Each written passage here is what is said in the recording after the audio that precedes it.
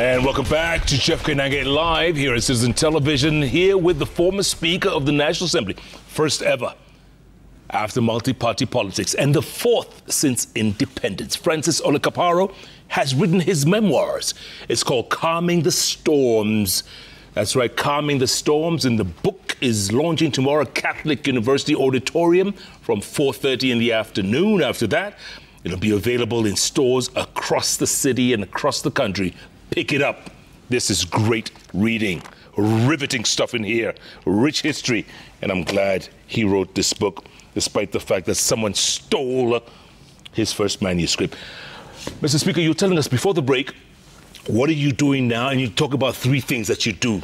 Well, I have outside the house, all the time I was there from 1993, I have been deeply involved in conservation, wildlife conservation, and also environmental conservation. Well, and I hold it dear. I still do it, even if it's on a smaller scale, but I still do it. I love it with all my heart. The second thing that I have been doing, and I have always been a hearts person. Mshungaji. Nimekuwa nikishunga wanasiasa kwa miaka hiyo yote, nilikuwa speaker. Yote 15. Nilikuwa mshungaji hao. Pia mshungaji wa ng'ombe na mbuzi na jamii. Finally, I also value reconciling communities. And I have done it since a long time. I still do it, not as a bigger scale, but I still do it. I have indeed even created a foundation, the Francis Kaparo Peace Foundation, because I value bringing people together. I love bringing Kenyans together. I love seeing Kenyans living in peace with one another. There is nothing I value more than seeing my neighbors, my community. And when I mean my community, I mean the Kenyan community, living together in peace. When you see anything for that. When you see in 2024, we're still fighting each other up north. You saw the bandits, whether it's Baringo, West Pokot, Turkana, they're always 2024. They're still fighting, like we're in the Stone Age. Yes, it's a very unfortunate thing. You know, I've even gone to places where that stupid tribalism has destroyed Kenyans and Kenyan property in massive scale. I went to in 2014. I was sent by President Uhuru to reconcile the warring communities in Moyale, in Marsabit County, at the border of Kenya and Ethiopia. Moyale then had 84,000 residents. 54,000 had crossed the border into Ethiopia to seek peace outside our country. That pained me a lot. And whenever they wanted to fight, they would come back into Kenya and fight. When they are tired, they would go to Ethiopia to rest. I and the late Yusuf Haji were able to bring that peace to those people. Up to now, I'm proud to say the people of Moyale have not gone back to war. And the same thing we did in Marsabit, even in Mandera. And you know, a lot of other places, border of the Luyas and the Nandi. I went there to do reconciliation in Mohoroni, at the coast, in Laikipia, in Isiolo, Meru. You know, we have that problem. Why Kenyans should kill one another for sport? It looks like they are killing for sport. This whole madness of saying it is banditry, is livestock theft. No, it isn't. It's madness. It is beyond banditry. It is like an insurrection. It is like Al-Shabaab. They should be treated exactly in the same manner we treat Al-Shabaab. Any persons who destroy the property of Kenyans and kill Kenyans and make them homeless and make them not go to school must be dealt with firmly by the state. That is the only reason we have a state, my friend. The state is there to ensure your and my security, your and my property, and the well-being of all Kenyans. That's what the state is created to do. That 60 years after independence, we are still killing each other on account of tribe is a terrible indictment on our leadership. It's a terrible indictment on all of us together, because we have all of us failed to condemn this madness as a nation, not as the affected people.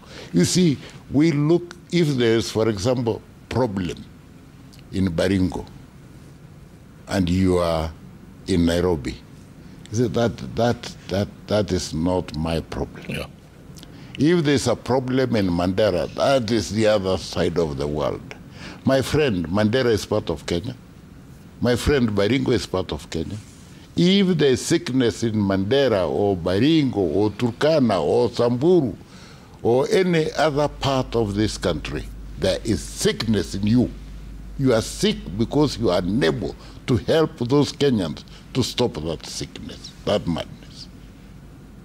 So together we must come out of this sickness. Together we must rally our energies, our brains, our wealth, our ingenuity. We must rally together to bring a peaceful, cohesive Kenya in our lifetime. Yeah.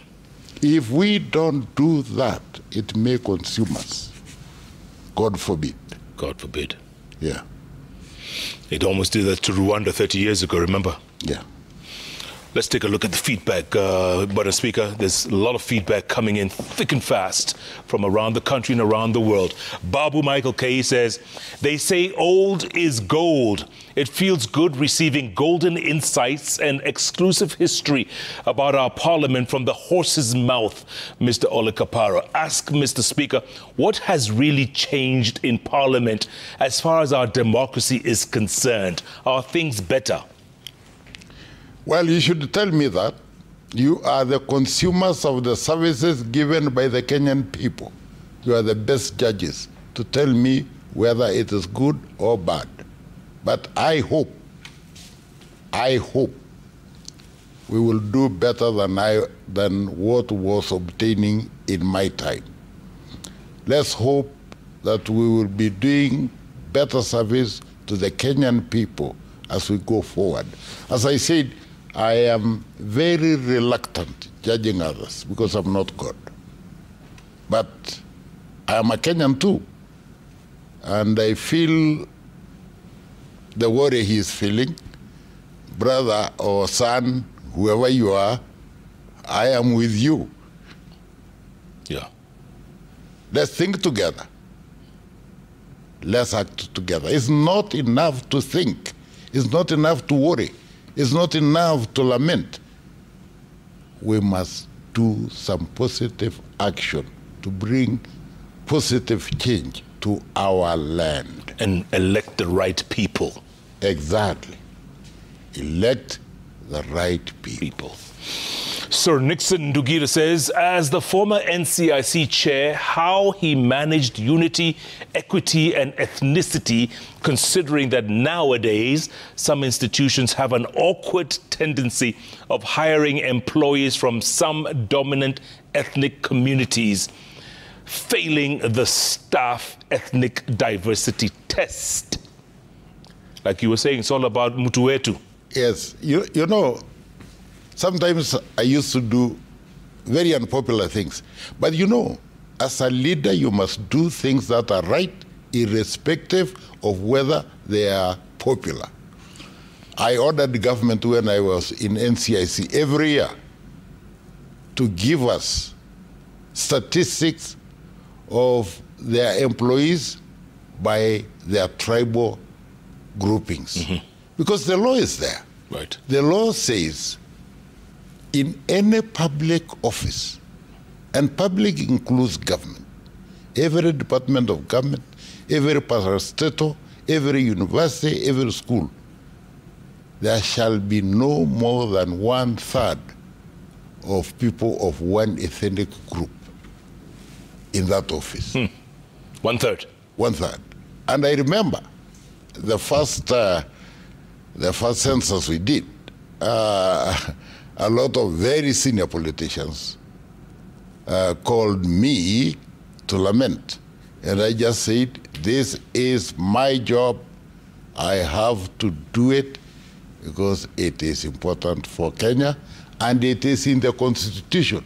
If you don't like it, amend the Constitution. If it is there, no, I can tell them to go home because I have no power to tell them to go home.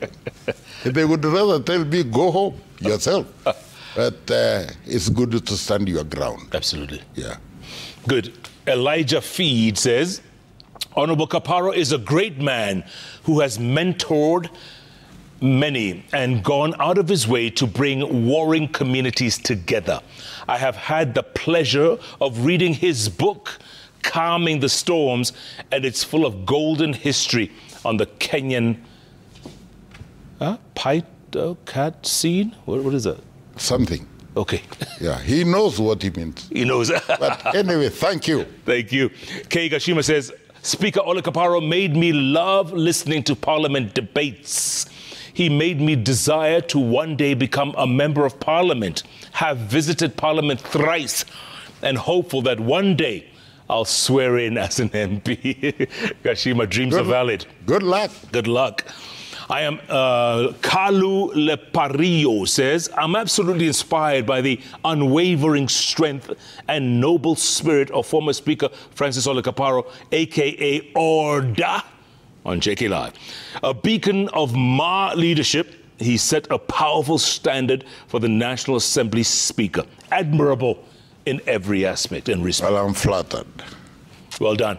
Churchill Omondi says, Speaker Ole Kaparo is a true definition of towering historical figure, encapsulated with beautiful and well-kept history. I would call him a contemporary haven of history. Thank you. Nice. Contemporary haven of history. You almost make me shed tears. Speaker, they appreciate you. Thank They you. appreciate you and what you did and what you continue to do. And like, what you said tonight, that once you're done, once you walk off the stage, Yes. keep walking. Yes. Walk away. Don't look back. Don't look back. Yes. Go on, some final thoughts for Kenyans watching you from across the country, across the region, and across the world. What do you tell them, Speaker? What do you tell them? Well, I'll make this honest appeal to Kenyans. Wherever you are, wherever your community, whether you are rich or you are poor, just know this. You are a Kenyan. And because you are Kenyan, you owe it to God and to your country and to yourself to behave well, to be honest, and to treat other Kenyans with respect, with dignity, and with friendship.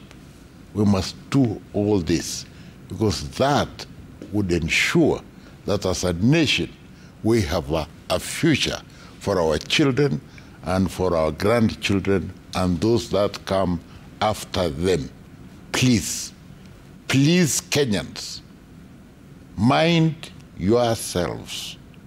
Give yourself a leadership that you know will be beneficial to you. Avoid tribal thinking on account of election. Avoid money.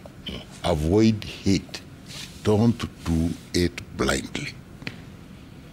100%, Mr. Speaker, 100%. Well said, well put.